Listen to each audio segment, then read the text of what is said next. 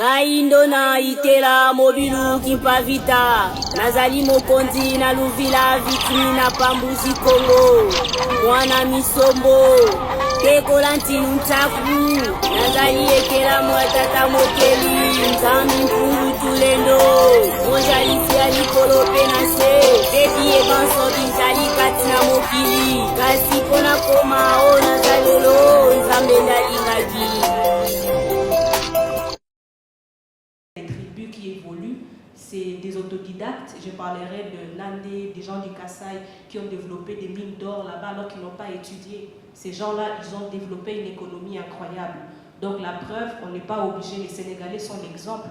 La plupart parlent Wolof. Quand tu dis bonjour à un Sénégalais, et quand tu lui dis Nangadef, là, ok, il te regarde, tu as son attention. Donc voilà un peu, donc approche narrative socio-culturelle, rite d'initiation et commencer dans les familles.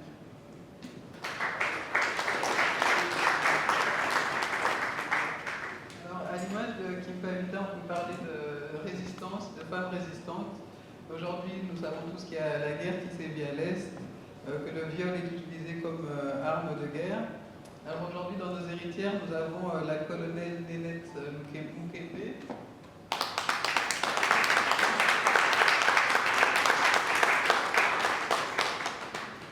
Alors j'aurais une question pour vous, colonel. Donc aujourd'hui, si vous pouviez revoir, imaginer des futurs au sein de l'armée, quels seraient-ils? Et aussi, si vous pouvez nous parler de la place de la femme.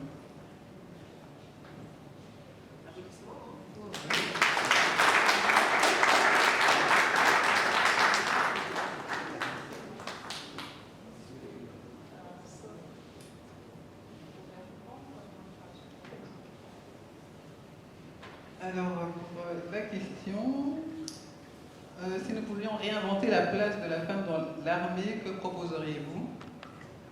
Et aujourd'hui aussi, quelle est votre place au sein de l'armée? Réinventer la place de la femme dans l'armée, c'est ça la question. Bonjour, bonsoir tout le monde.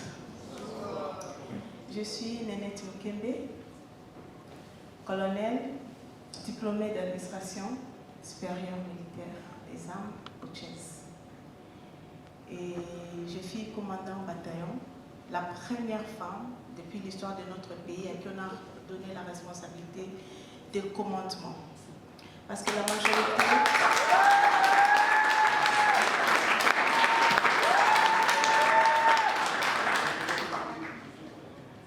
majorité des femmes dans l'armée exercent le métier de service, c'est-à-dire la logistique, l'administration et autres. Mais le commandement, on a essayé avec une femme. Donc c'était moi avec qui on a essayé le commandement et ça marchait impeccablement bien.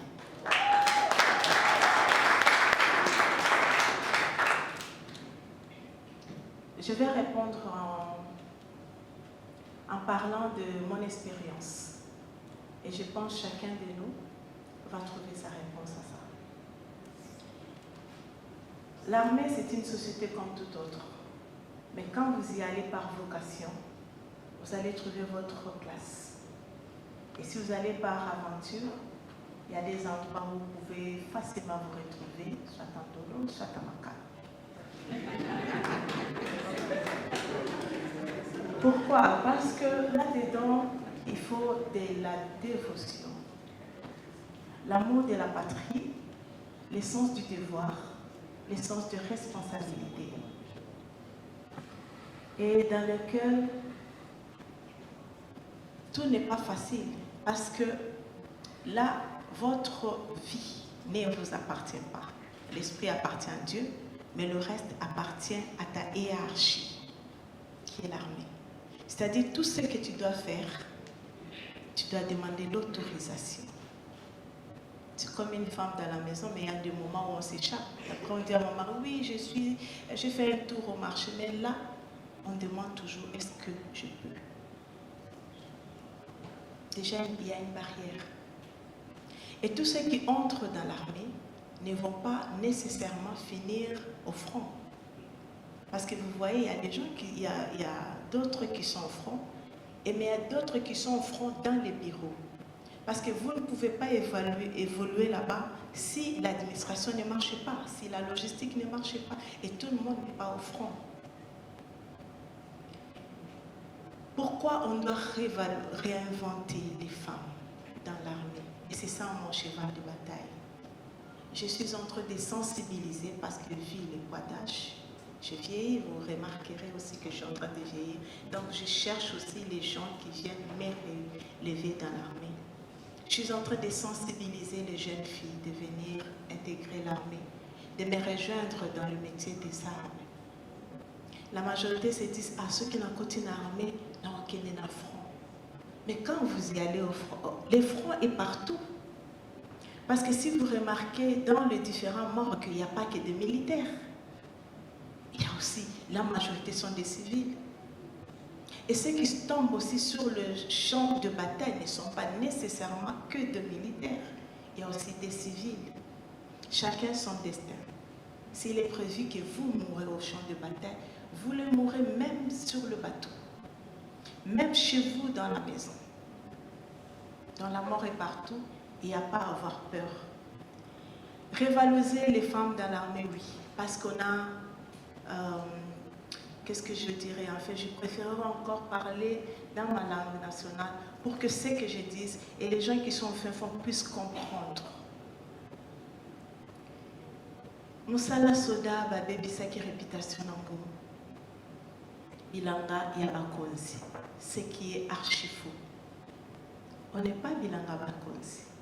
On n'est pas là pour nos chefs. Les militaires en soi, quand vous intégrez l'armée, vous allez trouver des règles et des devoirs. Tu fais ton devoir, tu es récompensé. Et tu ne le fais pas, tu es aussi négativement récompensé. Et vous comprenez les deux endroits-là.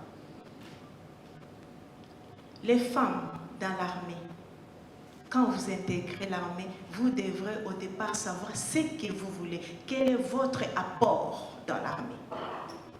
Vous n'allez pas venir parce que votre oncle est là et vous allez vous trouver très mal.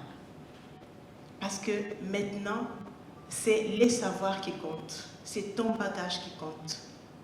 Ok, elle doit être commandant bataillon. On désigne qui? Il y a des critères à remplir. Qu'est-ce qu'elle a déjà fait? Quelle formation elle a? Quelle expérience elle a? Et là, on ne va pas voir si c'est la sœur de qui, si c'est le frère de qui, si c'est l'enfant de qui. Ce sont les critères à remplir. Et c'est ce qui se passe actuellement dans notre armée. Donc ce n'est pas un fait au hasard qu'on a choisi. J'ai eu à commander les femmes. On a eu plusieurs projections, c'est-à-dire l'armée. Dire que l'armée, c'est une société comme toute autre, parce que c'est composé des êtres vivants, avec différents comportements, différents caractères. Mais c'est à toi de savoir ce que tu veux. Ce n'est pas seulement dans l'armée, c'est dans toute société. Si tu te laisses aller, eh bien, on marche dessus. Mais si tu ne te laisses pas aller, on te respecte. Et dans l'armée, comme je venais de le dire, tout s'est fait par critères. Pour qu'on puisse t'élever en grade, il y a des critères à remplir. Pour te donner une fonction élevée, il y a des critères à remplir. Et quand j'ai dit aux femmes de venir me rejoindre dans le métier des armes, c'est-à-dire que il y a ces dons qui cherchent partout, ils ne trouvent rien. Moi, j'ai dit, mais votre place est dans l'armée. Si vous avez échoué, donc on a rejeté votre CV partout, et venez dans l'armée. Venez avec votre expertise dans l'armée. Parce que dans l'armée, on a 2 médecins. Donc tu es médecin, tu peux venir amener un plus de ta connaissance. Tu es juriste, tu peux venir. On a des auditeurs militaires. Tu es couturier, mais voilà, ma tenue est cousue par un militaire. Tu es cordonnier, on a besoin de toi.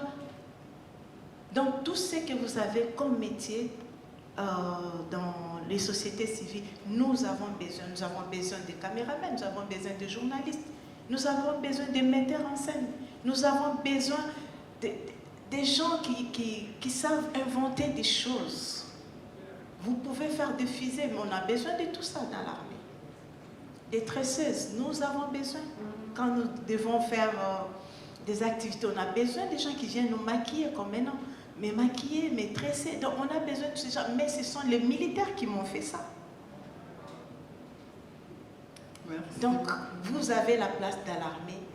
Et je ne sais pas. Je pense que chacun de nous a trouvé une réponse à la question qu'on a posée. Merci. Et en dehors de ça, Merci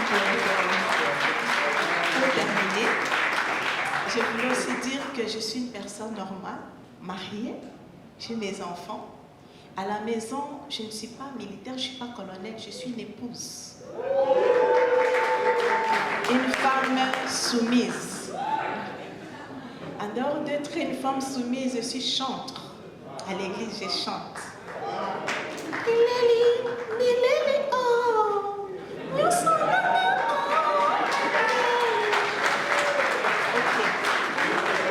Et en dehors de ça, je suis ceinture noire, 3e dame.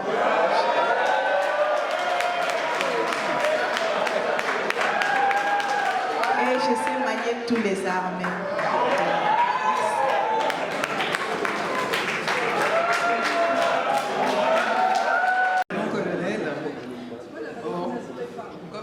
Nouchka, voilà, il est permis de rêver et vous montrer que voilà, c'est sans limite, tout est possible.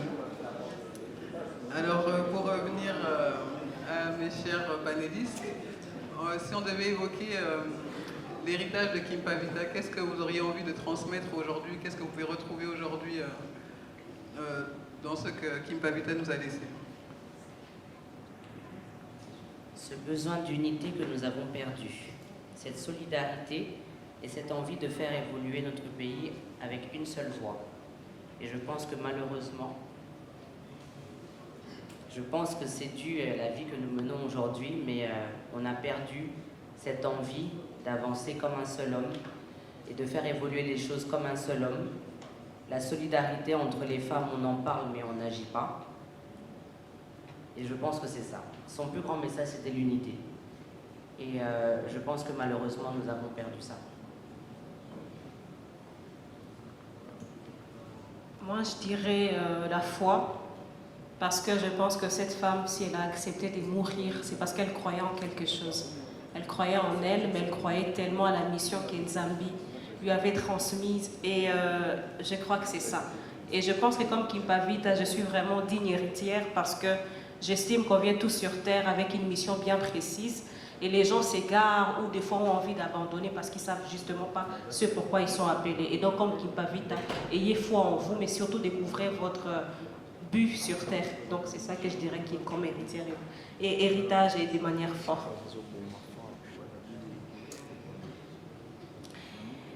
Matondo mingi ya motuya na nzela ya dona Kim Pavita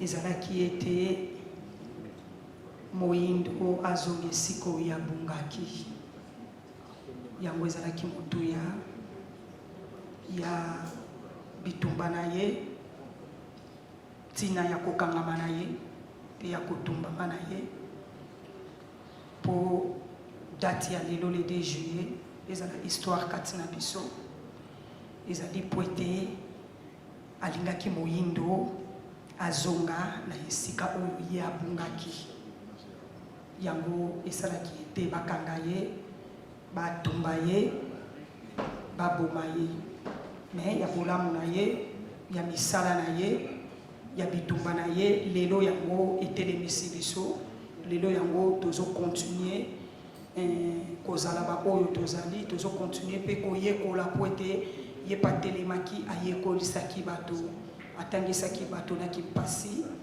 na mbanza Congo. Donc abundaki mpona Afrique mobimba na tinaki Afrique eyeba kozwa kimia tozonga na esika oyo tobungaki lelo ya malamu mpe ezali po ete moyindo azozonga. Matondo. Mais pour rester sur cette question, j'ai aussi envie de savoir du coup comment est-ce qu'on pourrait adopter ces valeurs aujourd'hui dans les différentes luttes. Comment est-ce qu'on pourrait utiliser aujourd'hui ces valeurs en fait dans la lutte d'aujourd'hui en fait actuelle? Les valeurs que toi tu as données, c'est l'unité qui manque. Donc comment est-ce qu'on pourrait les reproduire? Si je pense qu'on reprend un petit peu toutes les réponses qu'on t'a données, tu verras qu'on revient toujours sur l'éducation. Les valeurs dans la famille, les valeurs à l'école, les valeurs qu'on a entre nous et quelles sont les valeurs qu'on a décidé d'avoir en tant que peuple. Qu'est-ce qu'on veut pour notre pays? Quelles sont les valeurs qu'on décide de mettre en avant pour que les choses changent, pour que les choses puissent évoluer? On parle d'unité, ok. Qu'est-ce qu'on fait? On parle d'éducation, c'est bien. On fait quoi? Parce qu'aujourd'hui, on parle d'éducation depuis longtemps en se disant qu'il faut que les choses changent, on a besoin de remettre le Congolais au centre de l'histoire, etc. Mais je n'ai pas encore entendu que nos systèmes scolaires ou nos livres ont changé. Donc on pourra le répéter, mais tant qu'on n'agit pas, qu'on ne fait pas les choses, à un moment, il faut qu'on décide réellement de se réapproprier ce que nous sommes, apprendre ce que nous sommes et faire en sorte que les générations à venir apprennent. Et je pense que c'est seulement comme ça qu'on pourra à un moment se dire effectivement voilà, parce qu'on se bat pourquoi? Pour une histoire qu'on ne connaît pas? Je pense qu'il faut revenir d'abord à la base. L'éducation, les valeurs, les rites, la famille, remettre tout ça au centre pour que demain on puisse se dire ok, quand on avance et qu'on va dans le combat, on sait pourquoi on se bat. Pour le moment, je pense qu'on est un peu à l'aveugle.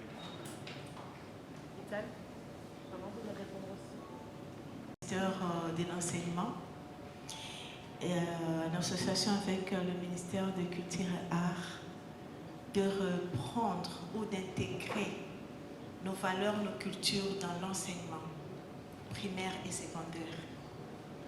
Parce que oui, nos parents, actuellement, j'ai pris l'exemple de ma sœur, c'est vrai qu'elle a été plus cultivée en européenne. Or, on a besoin de ce que notre ancien président qui disait « retour à l'authenticité ».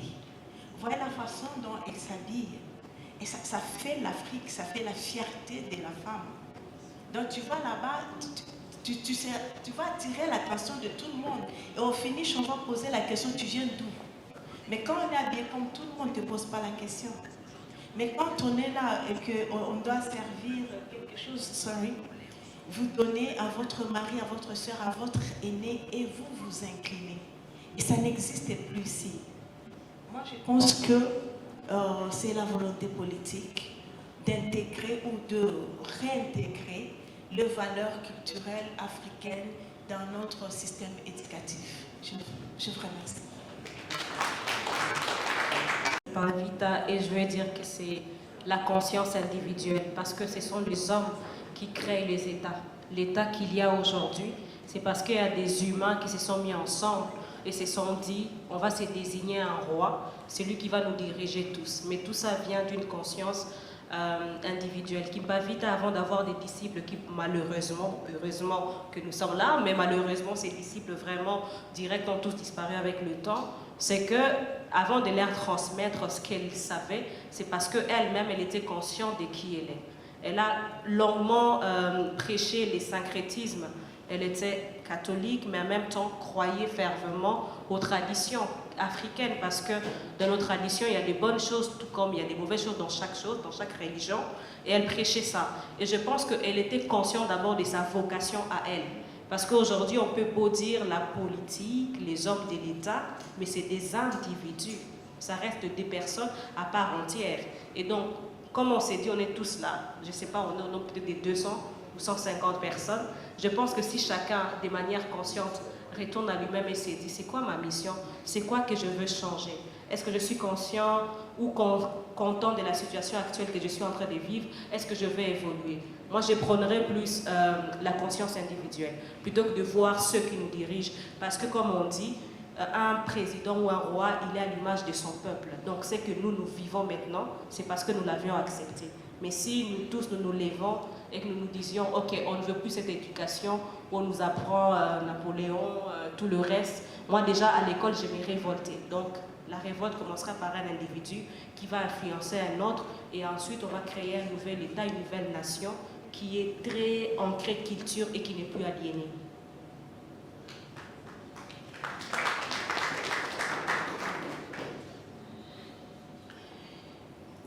eloko moko esengeli toyeba ezali ete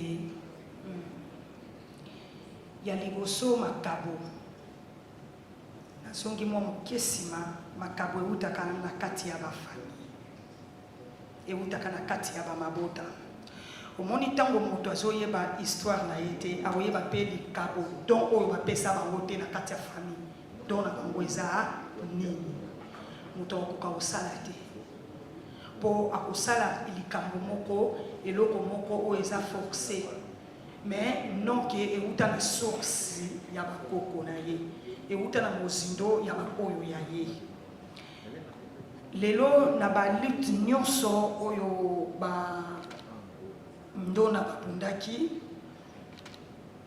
bakomba na bango ezalaki po ete moyindo azonga bakotangisa biso bakolakisa biso bakozongisa biso na boyebi na biso ti na baetangelo partout tokozwa yango ti na meme na bamangomba ebongi batangisa biso balakisa biso yango mais soki mutu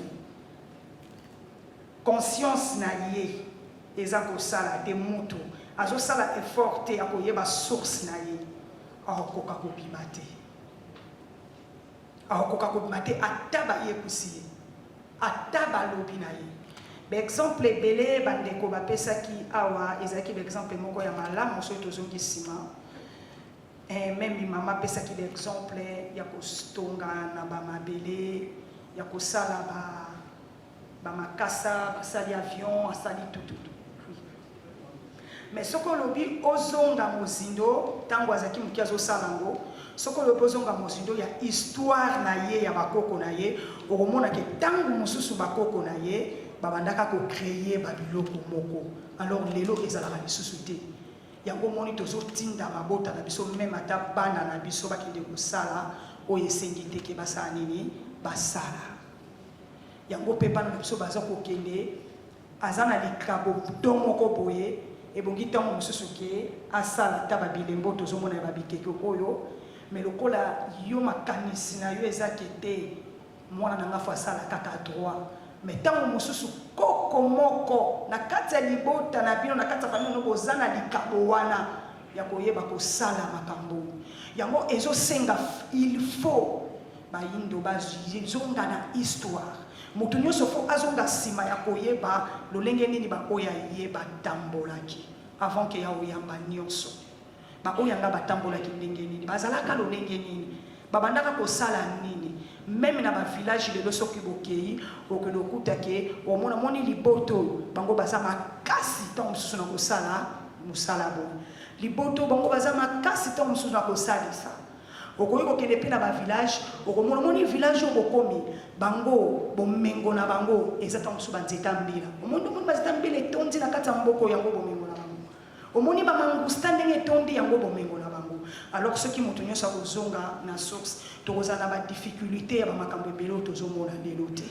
ekosala ke moyindo motu na ye epesa nini efongwama yango wana ntina bandona kimpavita basalelaki kimpasi eza ekole oyo asalaki na mbanza Congo kotangisa moyindo mpona kozongisa na esika oyo abungaki yango matondo mingi na bosengi mpe ya mokonzi ke batangisa meme ata bana na biso bahistoire na biso batangisa lolenge nini moyindo ebongi atambosama lolenge nini moyindo ebongi azala soki ekoti na baekole bana bazotanga yango bazoyekola yango tokomona ke motu nyonso akozonga mpenza na esika na ye mpe akozwaki boye akotia yango na esika matondo mingi.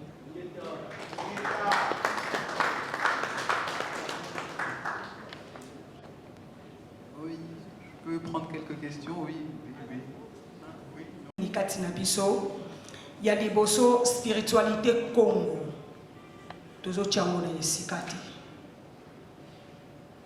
nzoka moto nyonso na okili esengeli atambola na spiritualité na ye na bokasi na ye na force na ye oyo ezali ya milimo ya ba oyo ya ye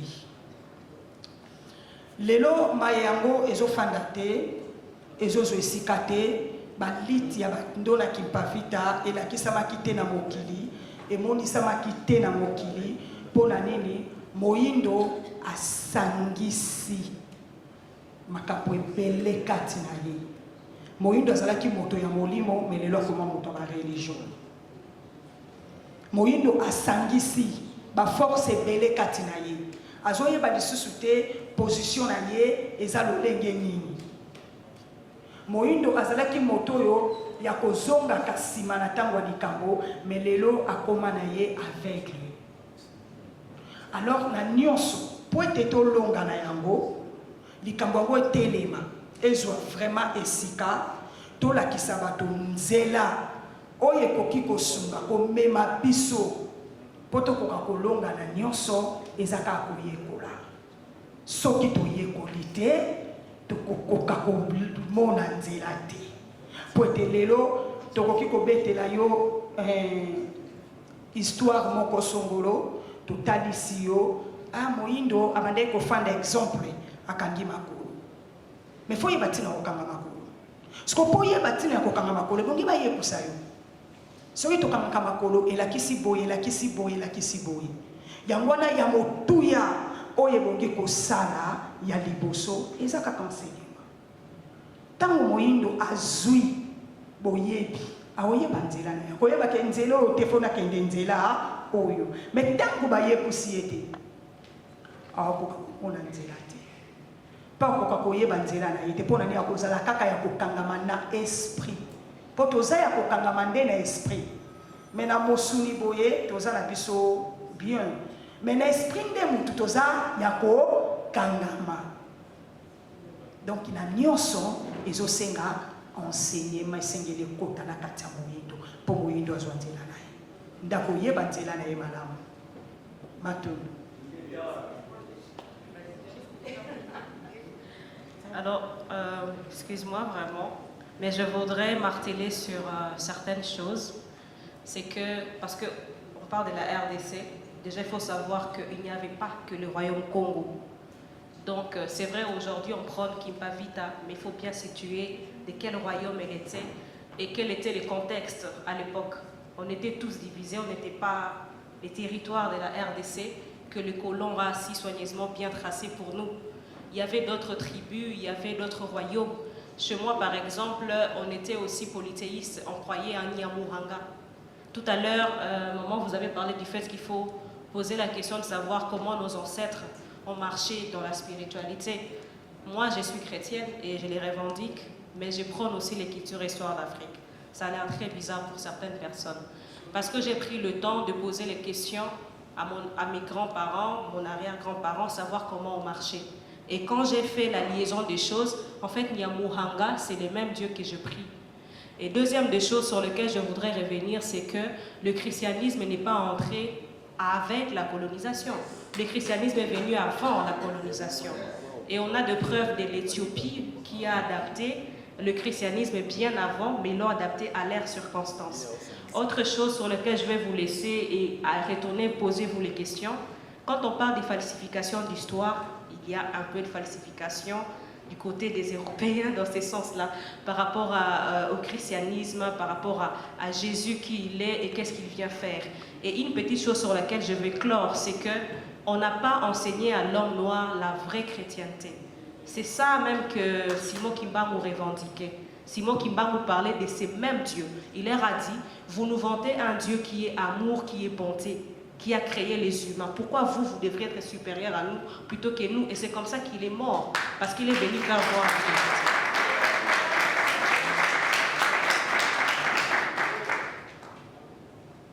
Et ce que je voudrais rajouter à ce que mes deux sœurs viennent de dire là maintenant, c'est que je pense que vous avez vu mon nom, Texera. Je suis un mélange de justement plusieurs cultures. Mon grand-père est arrivé dans les années 1920 quelque chose, pas en tant que colon, mais en tant qu'explorateur. Donc je fais partie de cette descendance-là aussi, de cette personne qui a décidé de venir en Afrique et voir un petit peu ce qui se passait chez nous. Et il est tombé sur une belle femme du Kasaï, avec une zoloko sur le visage. Il a dit non, ça c'est ma femme. Et ils ont fait 10 enfants, dont mon père, qui lui a fait des enfants avec une Congolaise 100%, ce qui a donné moi. Je suis aujourd'hui, moi, 75% et 25%. Mais je n'ai jamais mis les pieds dans le pays de mon grand-père. Je suis d'Exera, mais je suis congolaise, avec les us et coutumes du pays dans lequel je suis née. Je suis née à Kananga, le pays dans lequel j'ai grandi, j'ai étudié. Je suis partie et je suis revenue. Je n'ai jamais eu envie de retourner au Brésil. Je ne connais pas ce pays, pourtant c'est le nom que je porte, c'est mon identité. Mais mon identité, quand on voit mon nom, on ne peut pas se dire que j'ai une identité qui est congolaise. Et en termes de spiritualité, c'est pareil, parce que chez moi, ce grand-père blanc qui est arrivé, qui s'est intégré dans ce Congo de l'époque et qui a épousé cette femme, ma grand-mère avait aussi une famille. Comme je vous dis, ma grand-mère avait des nzoloko sur le visage, donc de son côté à elle, il y avait toute une histoire imprégnée à 100% de nos cultures à nous. Mon arrière-grand-mère, quand vous la voyez aujourd'hui, quand je vois les photos de mon arrière-grand-mère que je n'ai absolument pas connue, je suis toujours impressionnée de voir cette femme avec beaucoup plus de nzoloko que sa fille, mais elle a une cigarette. La seule photo que j'ai d'elle, c'est ça. Ce mélange que nous avons reçu, pas seulement dans les cultures de chacun, mais moi aujourd'hui, ma spiritualité, elle vient de quoi? De ce que j'ai reçu de mon père, qui a reçu de son père et de sa mère, et de ma mère qui a reçu, elle, de ses deux parents qui étaient 100% congolais. Ce mélange de spiritualité fait que chacun vient avec des croyances, chacun vient avec une éducation et ce qu'on lui a appris chez lui. Aujourd'hui, je suis le fruit de ce mélange-là. Ma spiritualité à moi, en grandissant, je la choisis. On ne m'a pas obligée à être chrétienne, peu importe. Aujourd'hui, la spiritualité de l'époque, je l'apprends dans les livres et sur Internet. Dans ma propre famille à moi, personne ne m'a transmis.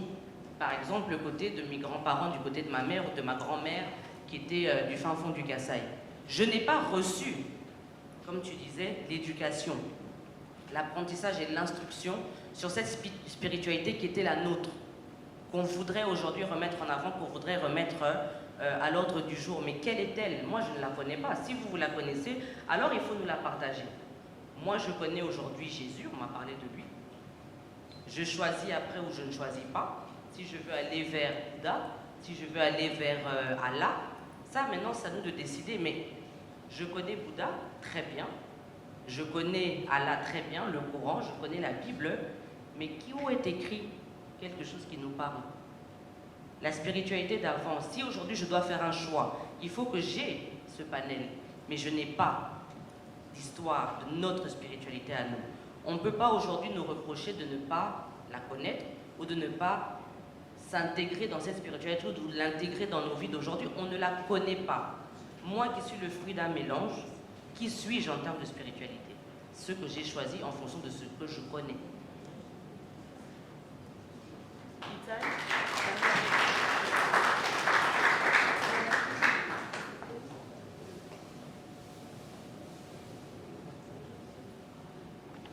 Merci beaucoup pour la parole. En fait, moi, je conçois ça autrement. Moi, je parle plutôt de la spiritualité, c'est l'homme d'abord. On arrive à mettre au monde un enfant, mais on ne sait pas le contrôler sur le plan spirituel. Pourquoi? Parce qu'il est composé du corps, de l'âme et de l'esprit. Le centre de toutes les religions, pour une bonne spiritualité, c'est d'abandonner le mal et faire le bien. Si nous apprenons à nos enfants d'abandonner le mal et de faire le bien, peu importe dans quelle religion il va évaluer, mais il sait déjà, quand je fais de bien, voilà le pacte. Quand je fais le mal, voilà le pacte. Tout ce que nous pouvons dire, c'est vraiment éduquer nos enfants dans le bon sens des choses. Les apprendre à faire le bien, à faire grandir leur esprit. Plus tu fais le mal, plus ton esprit grandit dans le mal et tu finiras dans le mal. Plus tu fais le bien, ton esprit grandit dans le bien et il y a plusieurs ouvertures de bonnes choses puisque c'est ce que nous reflétons, ce que nous recevons. C'est pas dire parce que le militaire, oui militaire, je ne vais pas tuer quelqu'un en vous portant, non. À la guerre, Dieu ne va pas me compter que tu as tué autant de gens, c'est pour ça, là c'est la légitime défense. Nous défendons notre pays. Donc, en dehors de l'armée, étant une personne normale, tu sais déjà que tu ne peux pas tuer délibérément, tu ne peux pas voler, tu ne peux pas faire cela. Et la grande spiritualité, c'est d'abandonner le mal et faire le bien. Je ne sais pas si je suis dans le bon. Pluridisciplinaire et entrepreneur culturel, j'ai un bac +5 en mise en scène. J'organise les salons de bruit de Kinshasa. En fait, réinventer la place de femmes africaines, c'est vraiment une thématique qui m'a beaucoup éthiqué et qui m'a poussé à venir assister à cette manifestation. Nous sommes dans un monde où tout le monde s'en sert du patriarcat lorsque ça l'arrange. Maintenant, la place de la femme africaine que nous voulons réinventer, pour moi, la femme africaine a une très belle et bonne place dans notre société, dans notre culture. Mais si vous voulez réinventer ça, c'est pour que ça devienne quoi, où, quand et comment. Parce que nous sommes dans un monde, très courte ma question, nous sommes dans un monde où tous les livres, où toutes les écritures qui ont des connotations du pouvoir, pour ne pas dire religieuses en particulier, ont été écrites par des hommes pour réfléchir à la place des femmes. Maintenant, en tant que femme, que vous êtes, quelle est votre propre place et le rôle que vous voulez vous donner dans la société? Pour nous, les Négongos, les femmes, ce sont des femmes de fer qui tiennent les familles. Mais vous pensez que vous êtes où? Merci.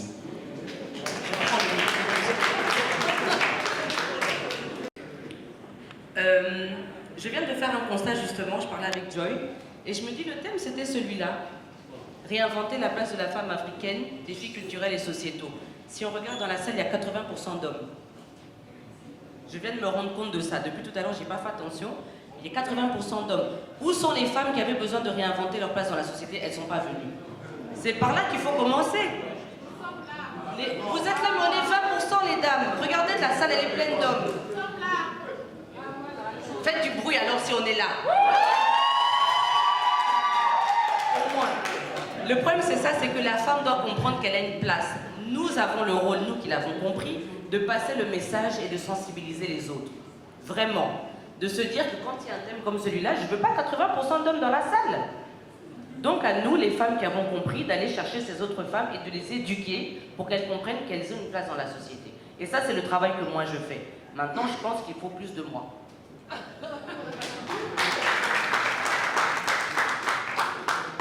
Moi, je vais répondre de manière plus concrète, c'est que on est d'accord que la femme avant la colonisation, la femme pendant la colonisation et la femme après la colonisation, c'est trois femmes différentes. Est-ce qu'on est d'accord? Vous n'êtes pas d'accord avec moi? Parce que s'il faut même parler, revenons sur un point très concret, parce que la femme c'est beaucoup de choses. Mais parlons même des cheveux, j'en parlais tout à l'heure. La femme avant la colonisation, elle brandissait sa belle chevelure crépue. Elle faisait beaucoup de modèles, elle se mettait en avant. On a même montré en Égypte que ces femmes, à défaut, en tout cas dans les débuts, quand elles ne savaient pas traiter leurs cheveux crépus, je parle de l'Égypte noire avant qu'elle ne soit envahie par les Arabes, excusez-moi les termes, c'est les Arabes dans la salle. Elle faisait des perruques et elle les brandissait, c'était toujours leurs cheveux. On te parle de cette femme qui était une Amazone, qui était une Awangazi, qui allait en guerre. On te parle d'une Amina des Zaria qui était Haoussa, qui était une... Ngaindo na itela mobilu kimpavita nazali mokonzi na luvila vitimi na pambuzi Kongo mwana misombo tekola ntinu ntaku nazali ekela mwatata mokeli nzambi mpungu tulendo monjalisi ya likolo pe na se tebi ebanso bizali kati na mokili kasi mpona koma o nazali